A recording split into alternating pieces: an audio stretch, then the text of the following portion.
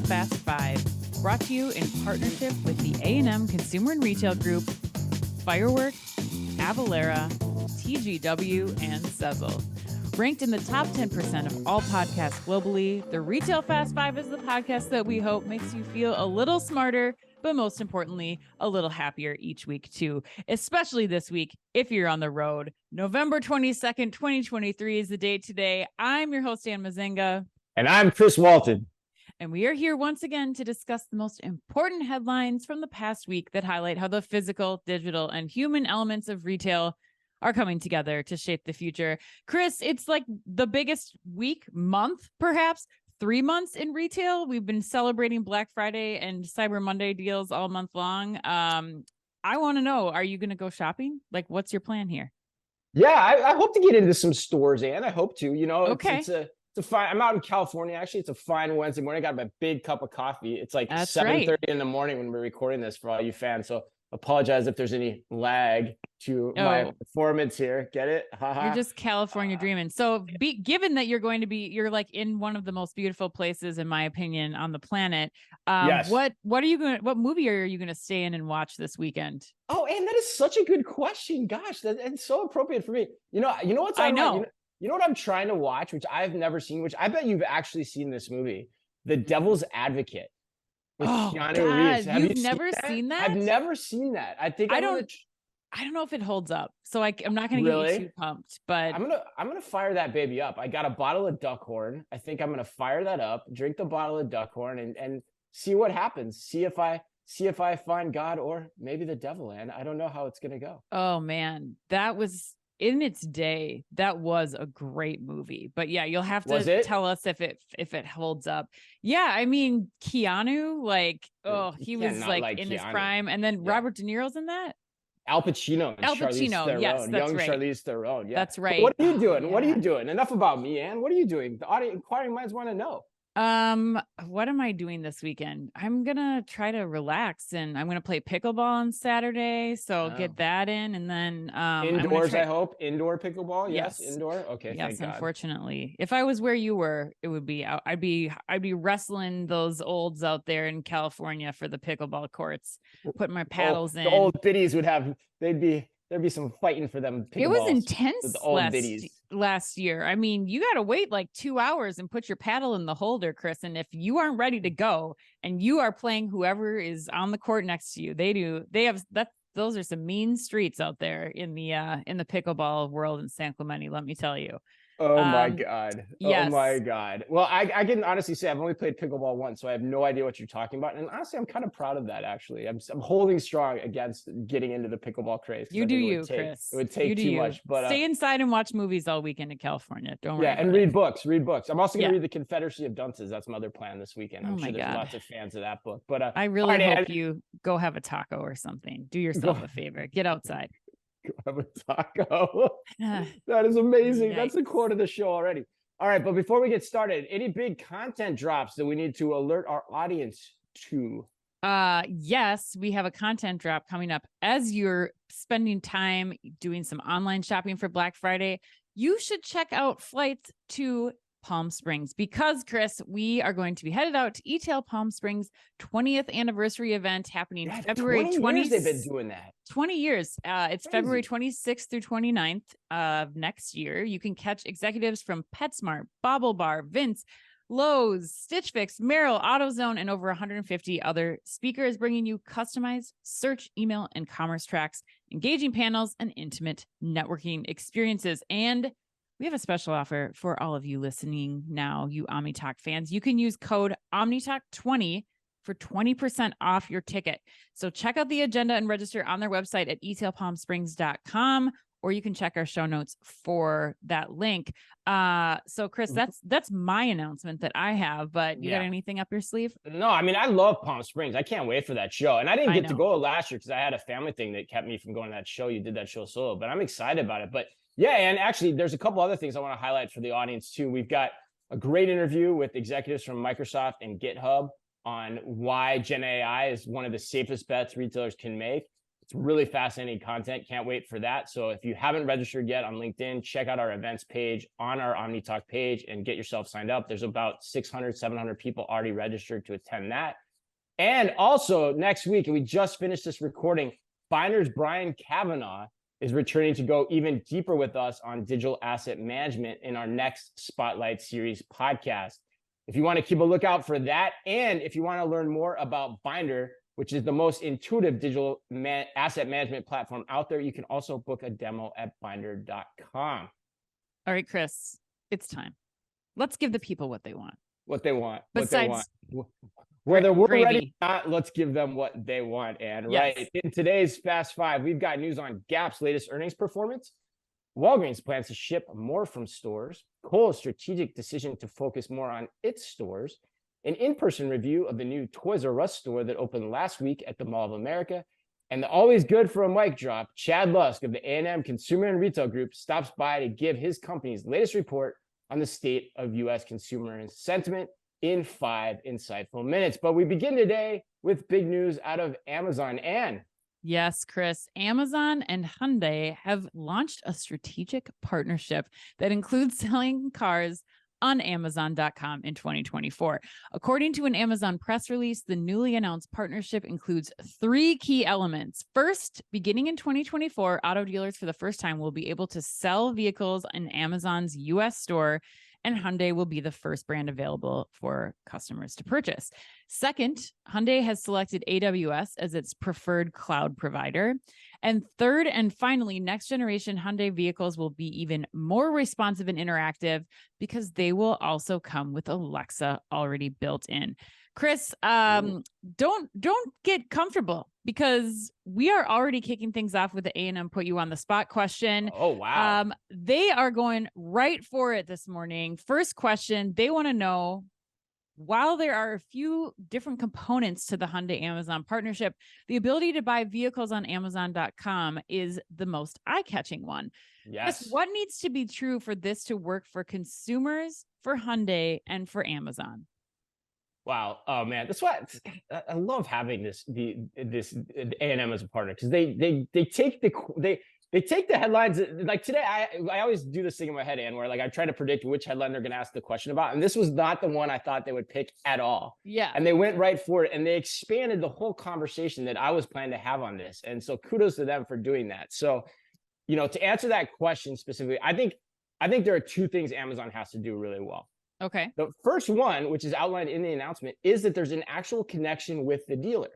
Yep. So I start to think about this. I just think this is the natural evolution of buy online, pick up in store, but for an automobile. Only in this case, the store is the dealership. That's all we're talking about here cognitively. So I think it's really smart that they're thinking about the dealer as part of this.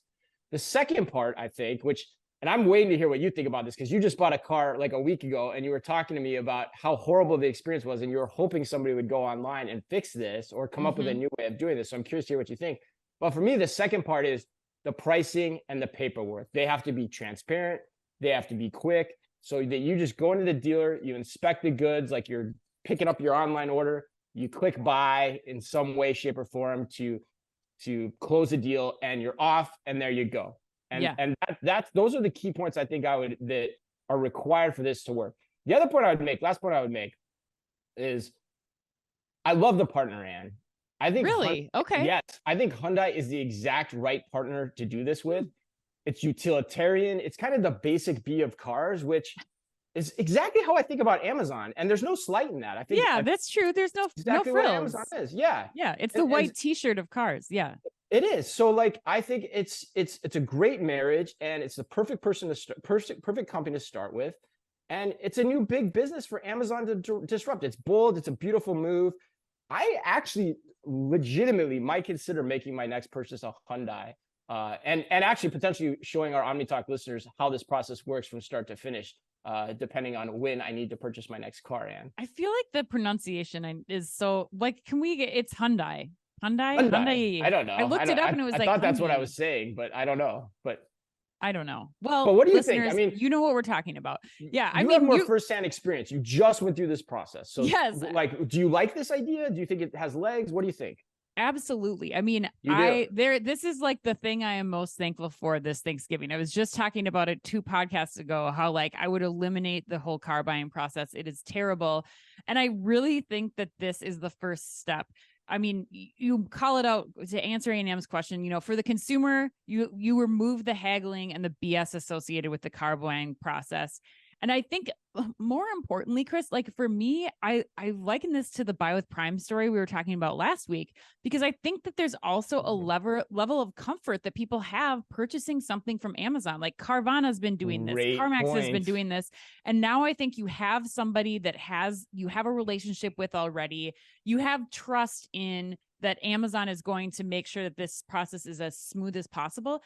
And my other question here is, can you use a credit card to buy the car? Because they say that you handle financing in the Amazon transaction. Like, is Amazon going to get into car financing now? Is another arm of business, like in order to improve things? I mean, like we could only put so much money on a credit card to get points. It's a major purchase. Like we wanted to try to see if we could get something from doing that, and they limit that across the board at every dealership we talk to.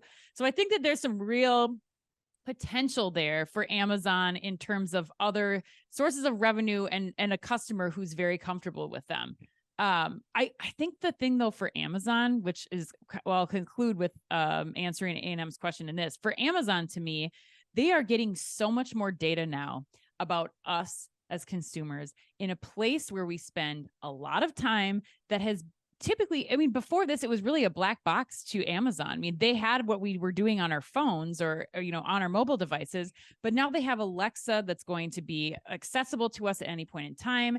They're going to be able to correlate data about where we're driving, for how long, even getting more of a sense of our daily habits. But I think, you know, this is where I get my like tinfoil hat on too, where I'm a little bit like, okay, you think of all the conversations too that happen in these cars, and is Alexa going to be listening, and how is Alexa going to play into this whole thing? So the Alexa part for me is like, oh, wow, this could go in a whole variety of ways for Amazon. But I think it truly is going to be an overall positive experience for everyone involved.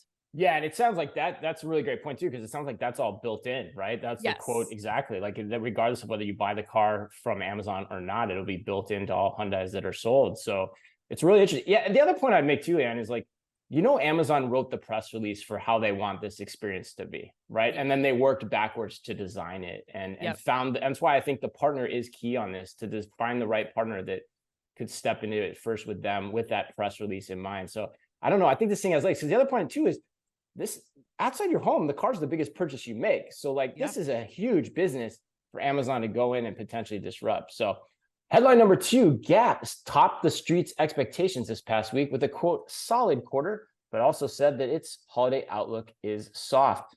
Again, according to Chain Store Age, Gap Inc. reported a better than expected third quarter with earnings and comp sales that blew past Wall Street's expectations, though also still fell by 2%, and was helped by the improved performance of its biggest brand, Old Navy. Here is the performance breakout by brand. Old Navy positively comped at 1%. Gap's net sales dropped 15% compared to last year, but when one excludes the estimated negative impact from the sale of Gap China and the shutdown of Yeezy Gap, God, I almost forgot about that, Ann, net sales were only down 6% versus last year. Banana Republic's comp sales were down 8%, and Athleta's comps brought up the rear. They were also down 19%. And my question for you is this. Yes. Are you ready to buy into a Gap turnaround? Oh, man, I'm still crossing my fingers, Chris. You're crossing your fingers, but are you buying in? No. Here's the deal. No. 2 things have to happen for me to actually get on board with this. Dick Dixon needs to start pulling out some Barbie-like magic out of a hat to really make this brand relevant again. And I don't think that this announcement, like you told me yesterday, like he's only been in role for a few months. So we really need to start seeing him like actually the results of some of his work. And I think people are putting a lot of eggs in the whole Barbie Mattel basket here and thinking that that's going to help. But you have some serious declines across multiple brands you do. That are going to really need some support. The second thing I think is Old Navy, against all odds, for somehow they need to continue consecutively comp positively. They've got to have this year over year over year. And each quarter, it's like down 1%, up 1%. It has been at least. And I dug a little bit more into Old Navy. And this comes from the team at The Best One Yet. But they said that Old Navy is 55% of the Gap brand sales and the number 2 U.S. apparel retailer. So are they in position to maintain this positive 1% comp? I was also not aware, but Old Navy apparently has done this, and they stopped discounting last quarter. So they still saw a 1% increase in sales when they were cutting back on discounting. So I think if Old Navy can continue to hold the brand up, that we might continue to see some of this. But I mean, this was the biggest jump that they've seen in Gap stock since it came on the stock market this last quarter. So I think that's telling for me, like, you really got to push this momentum. And I don't know if that's possible, especially with the soft customer that we're seeing, or like soft consumer sentiment that we're seeing when it comes to spending this time of year. Yeah. So I mean, what do you think? Like, you're the Gap expert. Well, I don't know about that. I mean, I worked there 20 years ago, but I mean, to answer my question first, I'm not bought in on the turnaround at all, or that he's even had an impact at this point, despite all the fun social media pictures that Richard Dixon has been putting out on social media, showing all the tours he's making of stores and distribution facilities. Like, you know, until I see a strategy, I'm not bought in. I don't know what it is, but and I mean, let's be honest, anyone that understands retail understands that, especially in fashion, no CEO is going to have any material impact on the current state of the business until about 9 months of being in role, because that's how long it takes the goods to land, right? And so that's the first sign of the strategy working or not working. Your points about Old Navy are dead right, though. I mean, Old Navy's always been the strength. Like, there's been talks about spinning off Old Navy before. Right. That's right. You know, and so, like, I think that's still a very solid business. Probably buoyed by the fact that back to school was very strong, and back to school appears strong across the board for everyone, with the possible exception of Target, which we talked about last week. Abercrombie had incredible results from the back to school season as well. So there's some industry uptick here that was to be expected. Now, will it hold for the fourth quarter? That'll be the big question. But I think Old Navy's still very strong. But those other 3 brands, I mean, especially like Banana and Athleta, man, they're struggling. So yeah, we got to see more. We got to see a plan in place. He says he's going to take Banana more upscale, which is probably something that I would agree with in part and parcel. But how you actually execute that, and can you deliver on the brand promises, is the next step. I noticed, actually, for example, in my Banana Republic store, they've gone back to the men's on one side of the store, women's on the other, versus segregated presentations of the product. So I thought that was interesting. Is that part of their strategy going forward, to make it look like the more traditional Gap layout that was always in vogue? But that's new for Banana, so we'll see. What do you think about Old Navy, Chris? Like, do you think that they have Old Navy has been a huge component of Gap's or a huge part of why Gap stock is doing so well? But what has to be true for Old Navy to continue down a path to success, to really buoy the rest of the brands until that comeback can happen? You know, I think Old Navy is pretty solidly positioned. I mean, you know, to your point in the numbers you claimed, I mean, it's really competing against the Walmarts, the Targets of the world in, you know, the affordable clothing option, you know, from a specialty apparel retailer. The one entrant, though, that could pose a problem to them, in my opinion, is Primark, because they're even more aggressively priced, and they're continuing their US expansion too. So while there's a solid business there still are potential threats to it. So I think, you know, as long as you've got good merchandise, great value, great pricing, you're hitting those key moments in the season in the right way, the business can still flourish. But you've got to come up with a defensible strategy, and of course, continue to make your experience as omni-channelly relevant as possible. Yeah, for sure. All right, Dick. Hopefully we're crossing our fingers for you. Turn the ship around. Yeah, nobody wants you to succeed more than us. That is for sure. All right. Headline number 3, Walgreens recently closed a warehouse in Edwardsville, Illinois, dedicated to filling e-commerce orders for household items such as toothpaste and nail polish, signaling that it is going all in on the idea that its stores will do double duty as retail outlets and delivery hubs. According to the Wall Street Journal, the strategy, which doesn't include the company's pharmacy operations, is meant to make handling of online orders more efficient by having a single system for handling goods rather than managing separate distribution networks for e-commerce and in-store sales. Customers shopping on the retailer's website or app can still opt to have items shipped in 2 to 4 days via FedEx, but those orders will be sent out from one of the company's 16 distribution centers. For same-day delivery, however, when items are back in stock nearby, customers who have selected no rush shipping are asked if they'd like to get their items delivered earlier if possible. If they opt in, their orders are fulfilled by a local store's employees and delivered via DoorDash or Uber Eats. Customers are charged $5.99 for either shipping or same-day delivery, a fee that is waived for orders of $35 or more. And of course, Chris, Walgreens shoppers also still have the option to place orders at Walgreens through the delivery apps run by DoorDash, Uber Eats, Instacart, and Target owned shipped. Chris, nice job, by the way. That was a long, that was the one read for the record book, Ann, but you killed it. Nice job. Okay, so what do you think of this idea? They're getting rid of e-commerce warehouses, not a common practice that we're hearing about from other retailers, but are you in on this? Are you out on this? Like, where do you stand?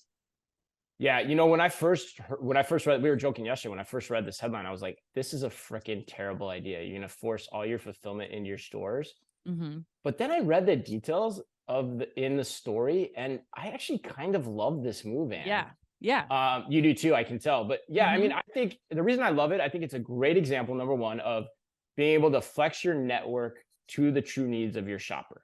Yeah. You know, if people want to wait for it, then ship it from a central location, which has always been one of the value propositions of the micro fulfillment idea, is that like you can't get same day delivery from a centralized operation, no matter how automated it is, because it's just too far away. It's too far in the outskirts of the region of where you're trying to serve.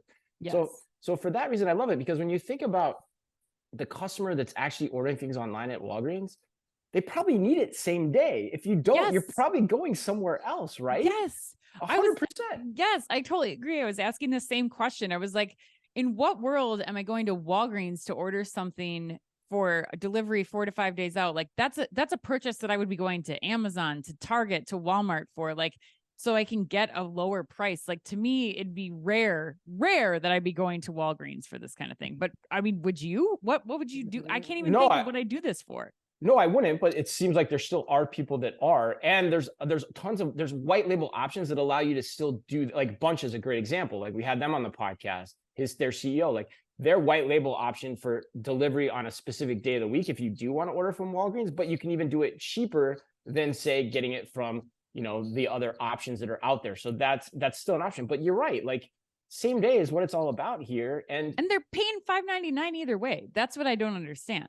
Right. And yeah. And so like they're going to just smartly white label the options that they have from DoorDash and Uber Eats. Maybe the employees pick, but possibly the Uber drivers and the DoorDash drivers come in and do the picking. So I just think it's really smart, because it's showing they're thinking about their customer and the need states that they are in. So kudos to Walgreens on this one. I think it's really smart. Now you got to handle the inventory inaccuracy and the operational impacts on the store, but I don't think you're picking that many items out of the store either. And like, I think that's more doable than, say, at a large operation like a Walmart, for example. Right. That's a great point. Like, what's your average like units per basket? Like 3, 4, maybe? I mean, it's not going to be a lot. I think it's like the hurdle's $35, right? Yes. To get free delivery too. So yeah, so you're probably pushing that a little bit. So yeah, probably 3 or 4. Yeah. I mean, and I think the other part here is that when you first read this headline, I was assuming that they were including pharmacy too. And to me, it was like, how in the world are you going to do this with pharmacy? Yeah, it's not pharmacy. That's important. It's important to include that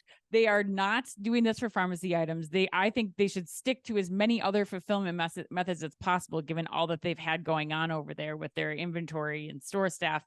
But I think it's really important, like when you have as many store locations as Walgreens does, like it makes more sense to ship from the store. You're giving customers a better experience.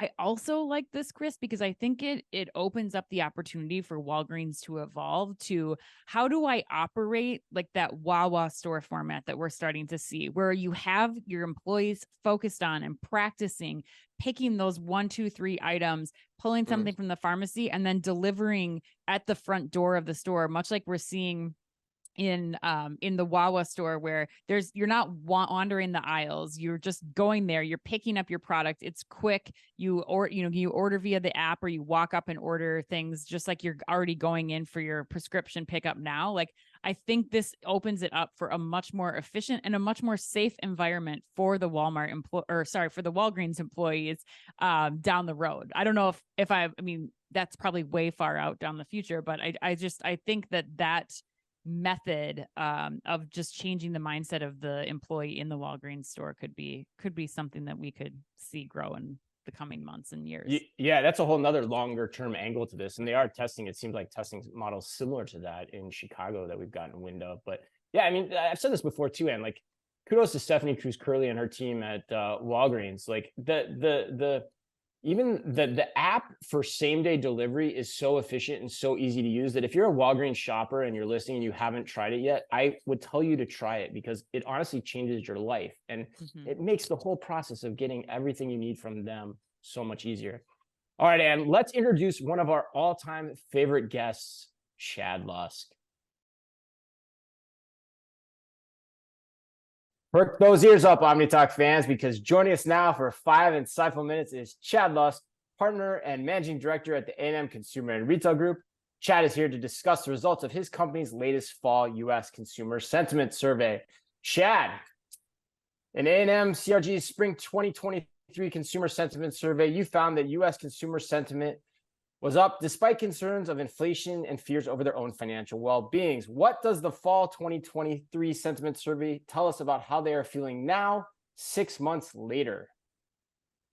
So we found that optimism has indeed fallen with the season here. But what's really interesting is to track where consumers' headspaces have been despite, by and large, relatively consistent opinions on the economy at large. Over the past few semi-annual cycles of this survey, for instance, consumers' belief that we're in or about to hit a recession really haven't materially moved. But yet, as you pointed out, there was a notable bump in the spring where we saw a degree of this inflation fatigue, a need to spend on themselves despite economic concerns, as if kind of enough was enough and they needed to maintain a semblance of self through it. You saw that in categories like experiences and travel, given the summer season. Well, now in the fall here, we did see some snapback in consumers' cautiousness and their spending habits from the spring. But what's really notable is it hasn't fully reverted, as consumers are telling us they're still net more optimistic and planning to spend more than this time last year. So that'll have some really interesting nuances in terms of where they put their money for the holiday season. So, Chad, where are they going to be spending then for the holiday season and kind of as we head into 2024? So, again, some reversion from some of that sharp increases in experience-based spending on indulgences. Those type of things saw the sharpest declines this fall, and consumers are back to prioritizing basic needs with discretionary spend down. But within that, there's a notable increase in products and services, for instance, tied to positive well-being. So, for instance, wellness and fitness spend are up about 400 basis points from spring, and actually over 10% since last fall. So it kind of begs the question of whether spend is being diverted from these discretionary experiences to fitness as sort of a winter indulgence, or actually if personal health and well-being are starting to be treated as a basic need. The other thing that popped for us are product categories that are more associated with holiday-oriented spend. That's correlated with the year-to-year desire to spend more than fall 22. So categories like electronics, fragrances, jewelry and accessories, these are all up 11 to 13% or more from last fall. Let me put you on the spot then here too, Chad. What does this all mean for the average retail executive listening to this podcast? I mean, what should retailers expect from their consumers this holiday season then, net? Following that same thread, while consumers are dialing back on discretionary spending overall, we are seeing an increase in consumers' desire to spend on gifts for others and themselves for this holiday season, about 600 to 800 basis points versus last year. So they are baking that into their spend budgets for the upcoming season, almost as saying that is my necessity, that is my indulgence coming into the winter. Channel-wise, while consumers still prefer to shop in store for everyday purchases, it's going to be a digital holiday. Over 70% of consumers say that they prefer to do their holiday shopping online versus in store. There is an exception to that. As you know, the secondhand market has really ramped up this past year. You have retailers like Lululemon and Patagonia kind of leading the charge, and a lot of retailers having launched their own secondhand programs. So over half of consumers are shopping secondhand or resale today as a way to save money. That's the vast majority, the primary driver. But unlike where 70% of holiday shoppers are saying they want that to be online, nearly 70% want to shop when they're shopping secondhand, do it in store, presumably because of the need to confirm quality, if you will, there. Yeah, that makes a lot of sense, Chad. As we're heading into one of the biggest weeks in retail here, Black Friday coming up in a couple of days, Cyber Monday starting on Monday, what are any last minute tips that you might have for retailers this holiday season in light of what we've just been talking about? As a former marketer, the most obvious success factor is be where your consumers are, and they've indicated a clear preference to shop holiday online, full stop. But I think the big story for this holiday season is going to be around inventory management. There were a number of retailers this past year. Target was one of the first kind of verbal leaders, for example, that took big inventory write-offs from seasonal inventory. And so while I expect some changes are already embedded in holiday planning this year, it does always come down to sort of managing traffic. And so, we're on the cusp here of Black Friday. So once Black Friday and surrounding events, really give us a strong indication of the strength of the season, retailers should be making sure that they remain flexible and be prepared to offer promotions, discounts, and these kind of non-essential gift-giving categories to manage inventory positions. Thanks, Chad. That was really great, Chad. Thanks so much.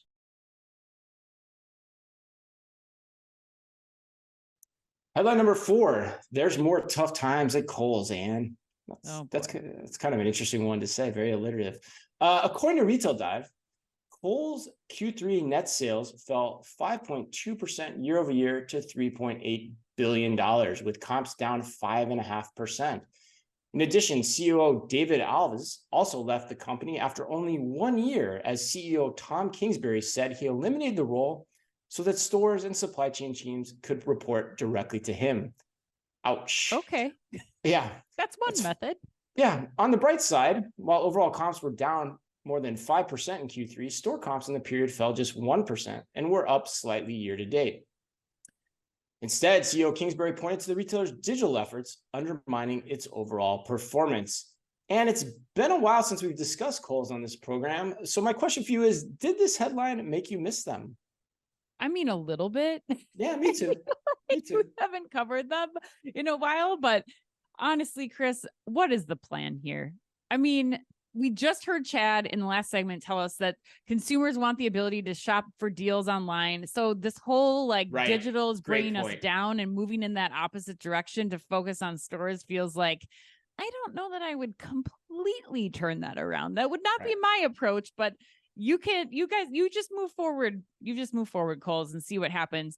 Neil Saunders was quoted in this article talking about if you do want to right the ship, there does need to be significant investment in the stores, which I don't disagree with. I think there still needs to be some improvement there. I mean, the checkout process, the planograms, all we've heard from Kohl's this quarter is that we're just going to put the holiday stuff up front and then we're shoving the rest of the stuff back into piles and racks. And, it's not a great shopping experience. So I think from my perspective, there's got to be more to the strategy. There's a lot missing. We heard little beeps about, there's going to be live streaming. There's going to be holiday pop-ups that they're going to try to do to get more people into the stores. But from my perspective, it's just kind of copying what their competitors are doing. It's not a new creative. It's not new strategy for growth. I just don't know what the Kohl's, plan of attack here is, but maybe I'm missing something. I don't know. Are you thinking that this is a solid plan? What would you be doing as a merchant right now if you were? No, I don't think it's a solid plan at all. And the big question I would have, if your stores are doing so well, which seems like the purview of the COO, in a lot of ways, why are they firing him? I don't know. Why is the CEO taking more hold over the operations and the supply chain? That just seems very strange to me. And honestly, it seems like a dumpster fire is about to start, Ann, because I read the earnings presentation that they gave to the Wall Street as well. Yeah. And I think it's important to call this out. So here are Kohl's 4 strategic priorities, Ann. Are you ready for me to read them to you? Yes, I am. Let's do it.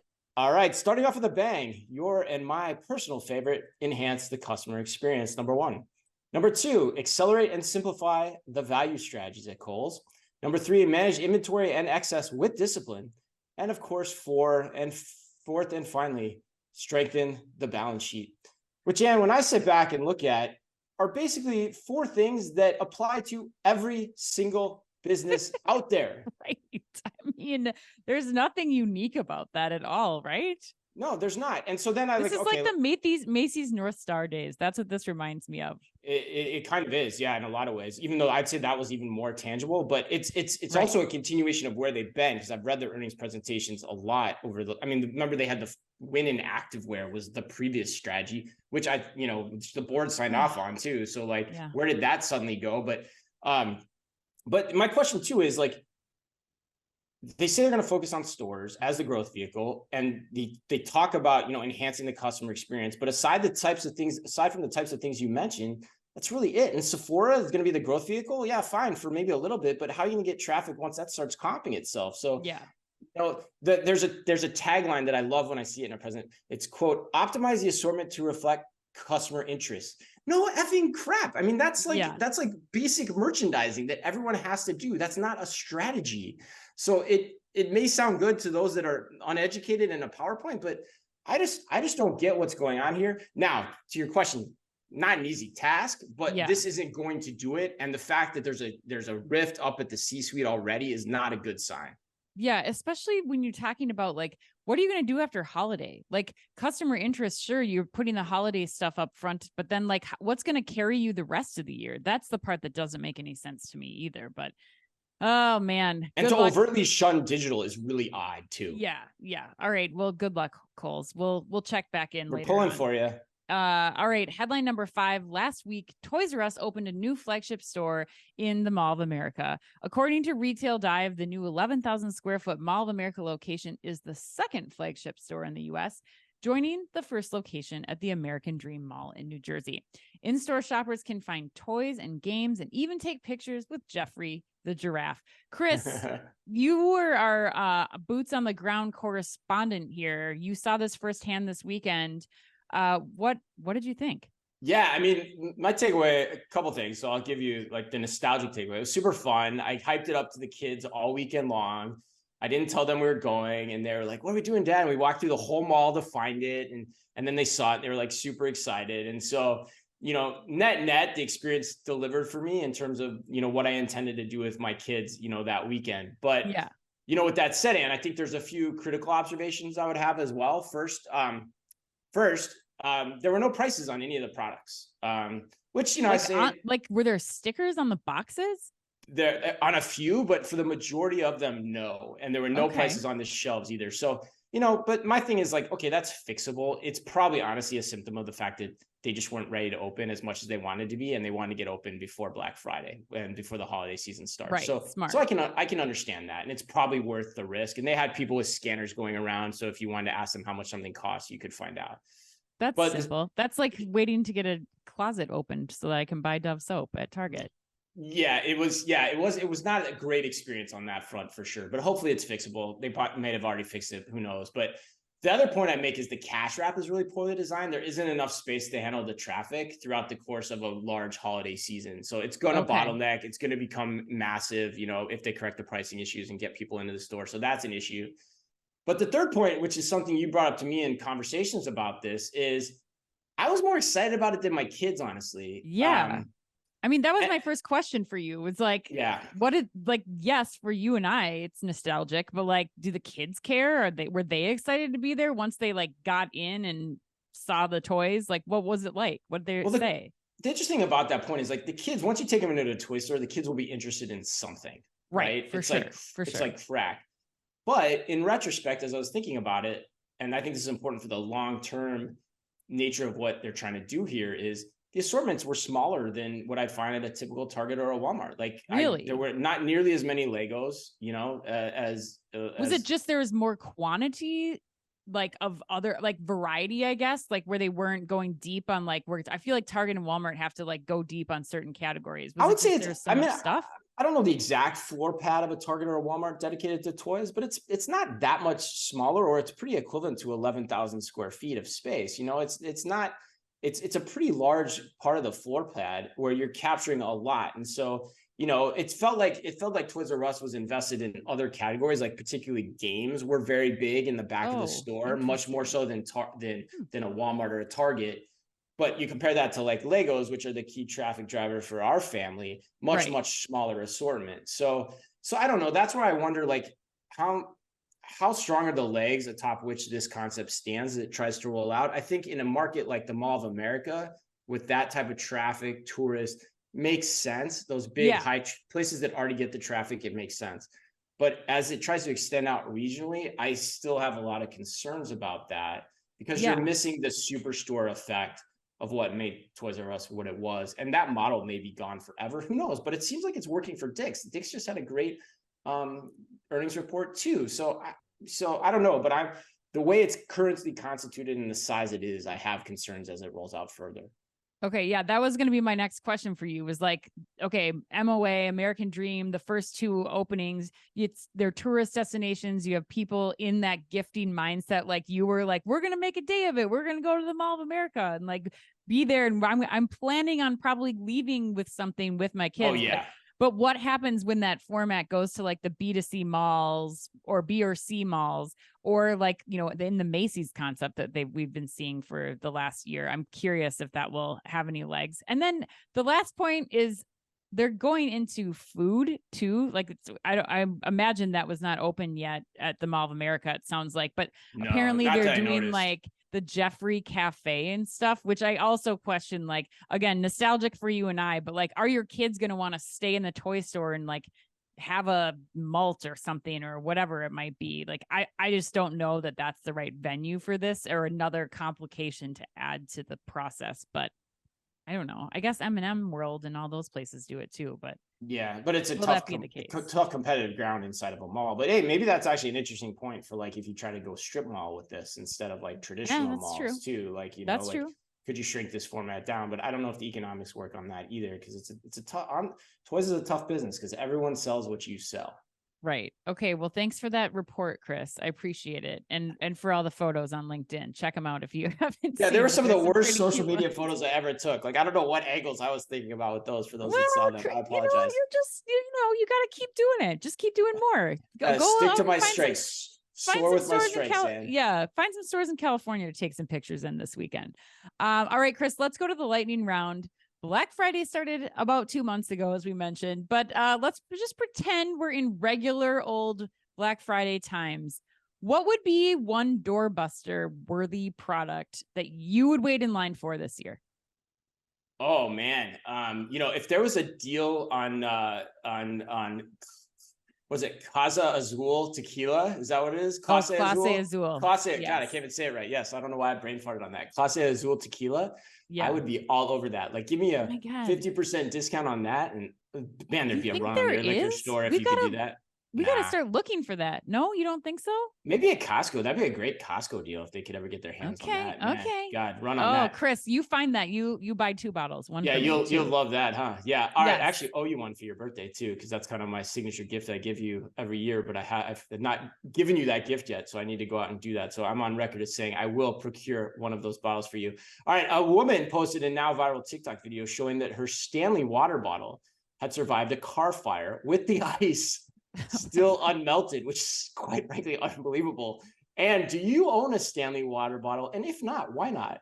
No, I don't. And I realized I had a meeting last week with some people from Dick's Sporting Goods, Lululemon, the Home Depot, and IKEA. And of all of those people, I was the only one who did not own a Stanley water bottle. So I realized I got to get myself in gear.